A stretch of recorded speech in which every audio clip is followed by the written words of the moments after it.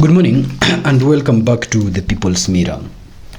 In this episode, we are putting two stories before the mirror. The first story is the allegations that the government intercepted the traveling plans of Rigathi Gachagua, hindering him from uniting with the members and supporters of the DCP party in Kisero constituency, Kisa East Ward, where the current member of County Assembly was staging a homecoming celebration. And because he was elected under the DCP party ticket, he expected to have in attendance both the DCP party leader and the deputy party leader of the DCP party. Now, in what later turned out to be an address made through the phone call, Rigathi Gachagua alleged that the government since intercepted his particular traveling plans, telling commercial flights to return for him his money, and also hindering impartial and independent helicopter services from giving him an helicopter service from Nairobi to Kisa East Ward. This is coming shortly after we detailed a Kisero constituency episode on how Atwoli was declaring those particular grounds hostile for the reception of Rigathi Gachagua now and moving into 2027. So later on in this episode, we will detail for you whether or not the government really intercepted the traveling plans of Rigathi Gachagua, and if not, then why did Rigathi Gachagua fail to show up in Kisa East Ward in Kisero constituency. After we are done with that story, we will take a look at what happened yesterday in Kirinyaga County, where the governor of Kirinyaga County, who is currently serving in her second term and concluding that term, while giving direction for the Kirinyaga people moving forward politically into the 2027 major polls, told them that Rigathi Gachagua is not a choice that they should rally behind, terming Rigathi Gachagua as a blind person that will only lead the people of Kirinyaga to a ditch. But if you're joining the People's Mirror for the first time, please hit the subscribe button. We are a fairly small channel that is really appreciating you, our viewers and subscribers, for skyrocketing us above the 1,000 subscribers mark. This journey still goes on, and so if you're joining us for the first time, you can as well also make this your political commentatorship channel. Now let us delve into these stories. The first one being the aspect of Rigathi Gachagua being blocked from accessing Kisa East Ward. Now, Rigathi Gachagua in the very end addressed the supporters of Kisa East Ward through a phone call. And in this phone call, he explained to the supporters of DCP party in this particular ward that he had intended to be with them in that particular celebration of the homecoming of their current member of County Assembly. But due to certain government setbacks in his traveling plans, he was not able to arrive at that particular gathering. Now, the traveling plans that he was referring to was the fact that when he went to commercial flights to have a direct flight going all the way to Kisumu, so that the members of the DCP party could now take the convoy from Kisumu all the way to Kisa East Ward on road, he was told that there were instructions that had been previously given that his money be returned to him. He further says that when he opted to go through the helicopter services that he has been using previously to access the residents of the Kisa East Ward, he did not find any helicopter available for his services, or rather available to offer the services for him. And so he says that this is as a result of government instructions that were given both to the commercial flights and also to the helicopters to hinder his traveling, mostly to the western part of Kenya, now that the president just jetted out of the country to attend the peace deal that we also detailed here at the People's Mirror between the Republic of Rwanda and the Republic of DRC in the United States of America. So in this episode, we want to take a look at why would the government really restrict movement plans of Rigathi Gachagua, or rather, were the movement plans of Rigathi Gachagua restricted at all? And now, in answering that, of course, we don't need to be so confident that the government restricted commercial flights and that the government restricted helicopter independent services for Rigathi Gachagua if there was sufficient evidence to back that up. And so far, the allegations do not have any evidence other than Rigathi Gachagua's statement that these particular flights were stopped. And so if we were to go by Rigathi Gachagua's statement, because he has established a number of times before that the statements that he tells us sometimes turn out to become the reality of the government, of how the government works. So if we were supposed to take these statements from the face value that Rigathi tried to have a commercial flight going to Kisumu, and shortly after that he had his money returned to him, and then Rigathi tried to look for a helicopter to get to Kisa Eastward directly, and after that the helicopter services were denied, then what are really the reasons why this can happen? So why would Gachagua's flight to Kisero and his private pilot arrangement with the helicopter be intercepted by the government? As you've said, there is really no evidence to back this up, but these statements are coming within the same week that Rigathi has also blamed the government for actually surveying the activities of goons while he was addressing the residents of Kariobangi North. You remember the conflict that happened, or rather the conflict really that happened over the week that Rigathi was talking about was also in a similar event like the one that was happening in Kisa East Ward, where he attended an event to celebrate the win of a DCP party candidate that had won the Kariobangi North Ward. And so while he attended this particular ceremony where he talked about the zoning of Nairobi to a DCP area, the event was intercepted by goons, and the goons harassed the gathering of Rigathi Gachagua, and the police came, intercepted these goons, and Rigathi Gachagua has since said that even the media houses,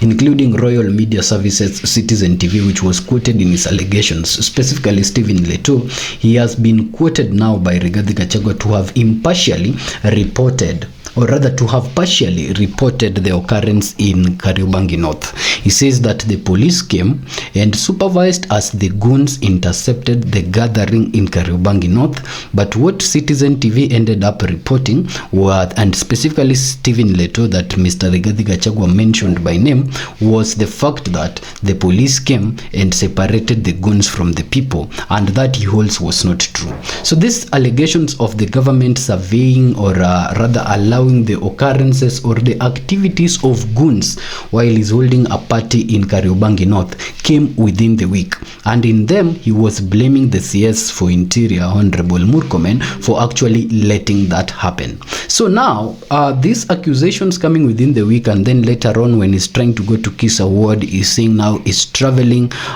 agencies and also his commercial flight tickets have since been rejected and returned to him, shows a systematic way of the government suppressing him, if the truth was that these things happen as they are being said. But then there is also another angle to give it, and the angle is this: the historic events of conflict and the historic systems of disruptions that Rigathi Gachagua has experienced in the recent past could have been the primary reason why he evaded the Kisa East celebration in Kisero constituency. And this is something not to take lightly, because you remember very well that, let's start from the very week itself. From that week, Mr. Rigathi got himself attacked in Nairobi, Kariobangi North, where he went to celebrate the win of the DCP party. Prior to that, during the campaigns, while he was campaigning in Narok, he had to go with a gear, a very special headgear. Sources say that he had to even wear, bulletproof vests while he was in Narok, and he had to go with a very elite security team to ensure that he penetrated the government influence and the rejection that had been put in place by Governor Patrick Ntutu of Narok to ensure that Mr. Gachagua does not access the Narok town. And so that particular Narok event was also, ascertained with a lot of violence. So if you take a systematic look of violence around Rigathi Gachagua in Narok, an MCA issue, violence around Rigathi Gachagua in Kariobangi, an MCA issue, and then when you come to Kisero, Atwoli admit it very clearly, and we detailed in one of our episodes here, The People's Mirror, that there was no room for the united opposition to secure anything in Kakamega into 2027. Now, Atwoli might not be a political candidate, but he is a tribal elder in the Luhya nation. Other than that, he is the longest serving COTU Secretary General. And within this particular coalition of trade unions, and also the fact that this particular gentleman is a tribal leader within the Luhya community, it was not predicted what would have happened to Mr. Gachagua attending the Kisa East Ward celebrations, considering the fact that this Kisa East Ward is within the Kisero constituency where Atwoli also comes from.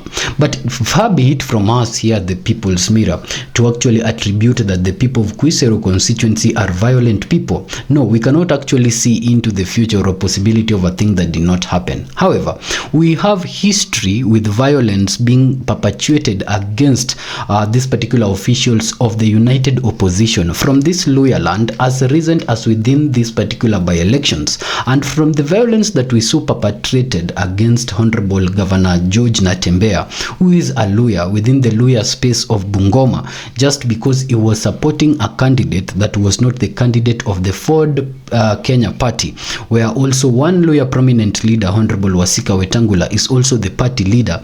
It depicted an image that the Luya people do not embrace the United Opposition as a body, and somehow they still vote and support their leaders alongside the tribal party lines that have existed there before. And so if Natembeya, who is a Luya from Trans Nzoia and is a current governor, was attacked by Luyas from Bungoma, just a neighboring county to Trans Nzoia, and in a ward in Chwele Kabuchai, just because his statements were going against the dominant influence of Wetangula in that area, what would happen of Rigathi Gachagua attending a Kisa East event in Quisero constituency where Atuoli's dominance reign, yet Atuoli and Rigathi Gachagua do not see eye to eye? And so others have read into this particular move of blaming the government for having intercepted Mr. Rigathi's traveling plan as a very systematic political move that was evading any occurrence of violence and was also evading any occurrence of attacks in the person and life of Rigathi Gachagua, bearing the fact that this particular region has an historic story of attacking politicians from the United Opposition camp who are not being supported by the local leaders that they support. And so Quisero constituency being the home of Kisa East Ward and Quisero Central Ward being the home of Atuoli, and so the constituency as an electoral body being where Atuoli comes from, and Atuoli making the press conference a few days to this particular ceremony saying that there will be no room for DCP, Rigathi Gachagua and Malala in Quisero constituency. The only smartest move that existed was for Rigathi Gachagua to evade that particular meeting at all cost. And so do not repeat what happened in Narok, what happened in Kariobangi. To not repeat what happened in Chwele Kabuchai ward with George Natembeya. The smartest move for the DCP party leader was to evade attending that particular conference without first understanding the dynamic of this goonship and the dynamic of this party and political leaders support locally moving into 2027. Now, members of the DCP party who are present in this particular gathering have since blamed the government, saying that the government is now making it very difficult, not just for the ordinary Kenyan, but to even the business men and women of the Kenyan economy who grow the Kenyan economy to carry out their business. They are seeing this as a result of the fact that an independent helicopter agency, which would have facilitated the arrival of Rigathi Gachagua in Kisa Eastward, was allegedly, as per the statements of Rigathi Gachagua and without any evidence to back this up, stopped by the government to ensure that Rigathi Gachagua does not arrive in Kisa Eastward. And so Mr. Gachagua's statements in this particular congregation or the audience meeting in Kisa Eastward arrived to the people of Kisa Eastward through a phone call. He addressed them, he celebrated with them, and informed them of the reasons why he did not show up in that gathering. So the homecoming event, which was to have the DCP party leader attending in Kisa Eastward, that is Quisero constituency, Kakamega County, was patronized by the deputy party leader, Honorable Malala, who is a lawyer and who did not find a hostile reception while carrying out that gathering. And so that, ladies and gentlemen, is what is coming out of the allegations that Mr. Gachagua was actually blocked from accessing Kisa Eastward by government agencies. Now, from that story, let us take a look at yet another interesting story that has also happened within a span of just that period. You see, Governor Anne Waiguru is finishing a second term. And Governor Anne Waiguru is not a very loud politician, yet has been a very impactful and surviving politician in the 2 terms that she has served as a governor. She was being celebrated in the first term of election as one of the few female governors that had actually ascended to the position of leading a county government. Of course, in the second term, we saw introduction of other female governors, including the governor of Homa Bay County, Gladys Wanga, and other female governors taking to the 47 positions across the nation. But Governor Waiguru was among the first female governor to rise to that particular position of power. And so it means that her politics systematically had grown so much that the people of Kirinyaga County trusted her with the leadership of the county. But within her 2 terms as the governor of Kirinyaga County, Waiguru also faced very strong challenges, including the NYS scandal that brought her to the public limelight and had the effect of almost having her prosecuted for that huge corruption case. Of course, Kenyans know how that has since ended. She's still the governor. And then after that, there was also allegations of impeachment, which she survived twice within the 2-term period that she was the governor of Kirinyaga County. So it is safe to say that she has survived political upbringing, that she has now developed a political muscle to navigate within these particular political spectrums, and having served successfully for 2 terms, she sits at a good position to lead the people moving forward and give guidance to the people moving forward politically for the county of Kirinyaga.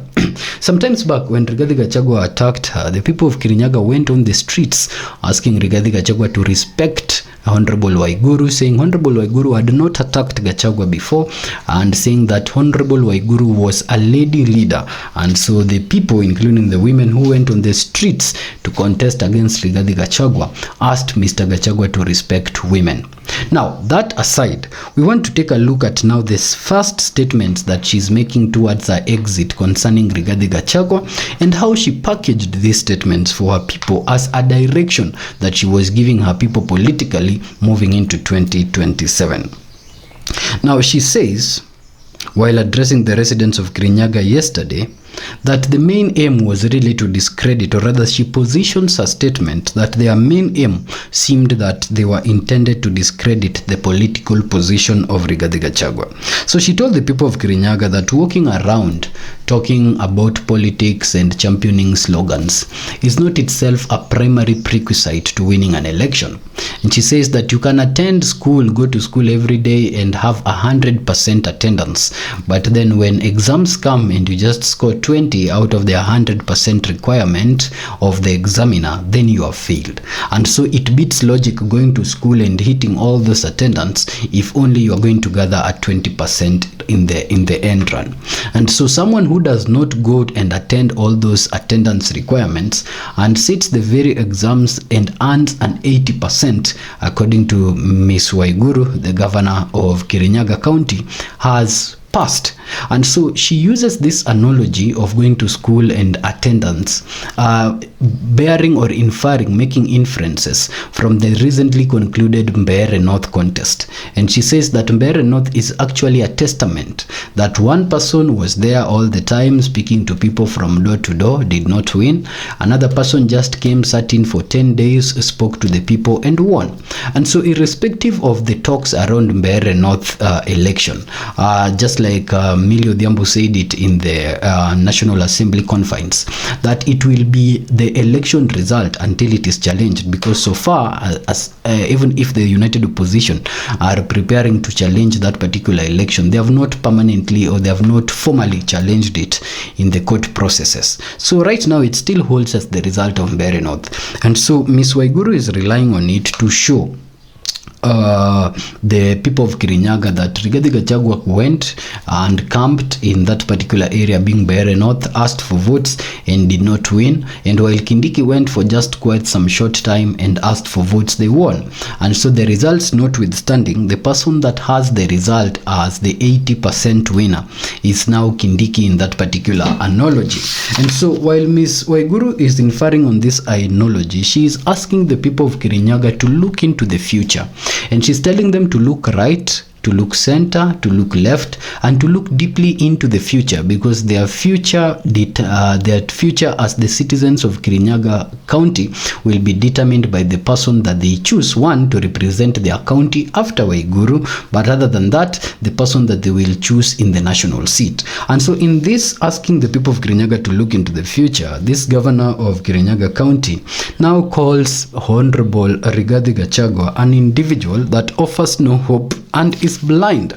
And she says that Mr. Rigathi Gachagua does not offer any hope right now to the Kikuyu community, because she says that hope lies within someone that can be elected within the confines of power to represent the interest of the people of the Kikuyu nation. And according to Ms. Waiguru, Mr. Rigathi Gachagua does not offer that hope, because now the constitution bars him, according again to Ms. Waiguru, from securing or contesting in any seat, not only the presidential seat, but all down to the MCA seat. And so now she is asking the people of Kirinyaga, of what use is it to follow a blind person who is leading them to a ditch, a person that does not have a political future of his own? What political future will he hold for the people of Kirinyaga? Of course, this talk of Rigathi not being able to vie has been there for quite some time, and Rigathi himself has downplayed this talk, saying that the constitution only bars him from vying in 2027 if he has, exhausted all the channels of appeals that exist to his ouster as the deputy president within this term. And the fact that he has not explored all those particular options, leave alone exploring them all the way to the positions of the Supreme Court, there is no barring, according to him and the advice of his lawyers, that exists in 2027. Yet interestingly, if you take a look at how political arrangements are being made within the united opposition ahead of 2027, the presidential conversation largely rotates between Matiang'i and Kalonzo, and majorly does not touch on Rigathi Gachagua. And so whereas he knows of this particular position of the law and the defense that he has for it, he also knows very well that if he declares himself as the presidential candidate of the united opposition, then the government will use every legal machinery to actually contest his position, because he was an ousted DP, and ensure that the united opposition is scrambled ahead of the major polls. And so he shies away from positioning himself as the presidential candidate in 2027, yet he maintains that nothing stops him from actually being in that race. So this leaves room between now and 2027 for every decision to be made, so that when that particular flag bearer is announced, it's someone that the united opposition rallies behind. But since that particular position has since not been made, and the position of the flag bearer has since not been settled upon, Rigathi's chances are of course not completely dwindled. And now Ms. Waiguru is saying that there is no need for the Kikuyu people to put hope on Mr. Rigathi Gachagua, because Mr. Rigathi Gachagua cannot be elected. He is statute barred. And Ms. Waiguru gives an example with herself, saying that she has served as the governor now for 2 terms, and because the constitution bars her from serving for the 3rd term, she cannot come back and still ask the people of Kirinyaga to vote her in for the 3rd time. So she's using this particular constitutional deterrence to also rather apply to Rigathi Gachagua, and say that Rigathi Gachagua does not offer the Kikuyu people any hope, because then he cannot be elected. So Ms. Waiguru concluded by saying that he doesn't know where he's going, and hence he can't lead. He asked them to stay in government, saying that the development that has since come to Kirinyaga County has come as a result of her and the people of Kirinyaga staying in government for the past 10 years. And so she promises the people of Kirinyaga that moving forward, the only hope that can restore them and still bring development to their area is if they stay in the government.